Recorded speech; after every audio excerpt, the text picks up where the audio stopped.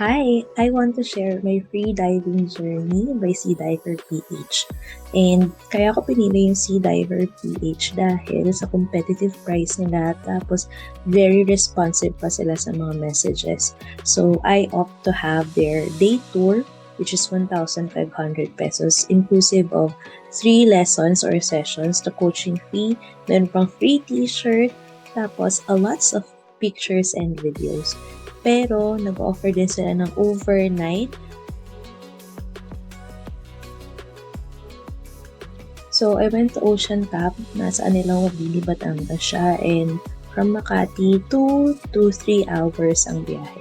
So Anilao, kilala siya as a diving spot, pero actually meron dong shore na pwedeng pag-swimmingan.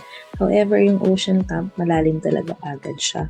And nagsimula yung day with a dry lesson and ganyan kami karami. Nasikat ng Sea Diver PH na feature pa nga sila sa GMA.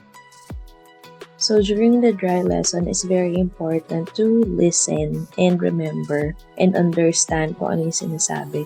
So 5 things that you should remember is first, relaxation. Your body must be relaxed in the water.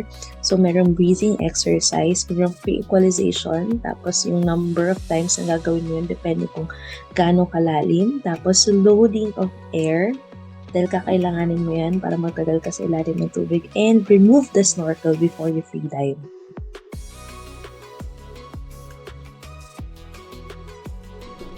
Here, you can see my first try.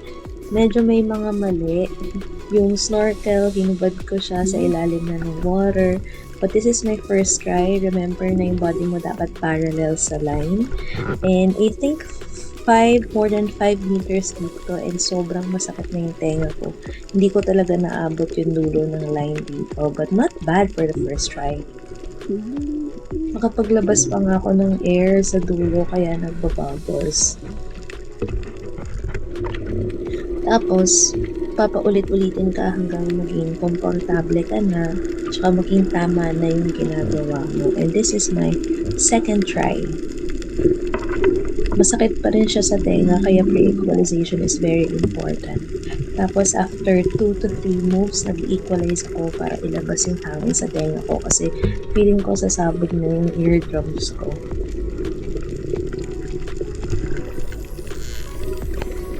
After nyo itry with the line, tuturuan na rin kayo mag-swim out.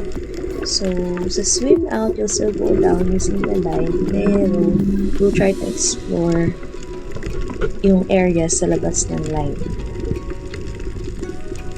Same thing, you still need to equalize while swim near the corals.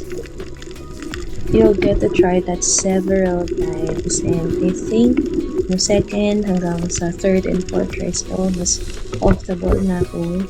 Mas sinusubukan ko na i-reach yung dulo ng rope. Alam mo bang, sumuka ko ng morning, sumuka rin ako ng afternoon session dahil I think seasick na siya, motion sick na siya, maalon kasi that time.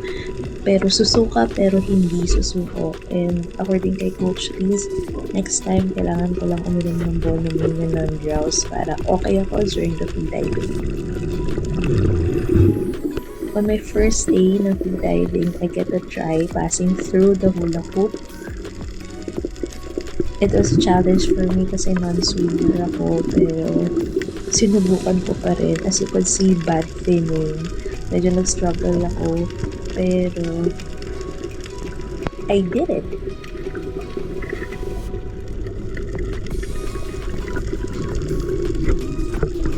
I still have a lot to learn and to improve on, but I'm happy na Sea Diver PH na napili ko because of the people in this community, and I will still try free diving.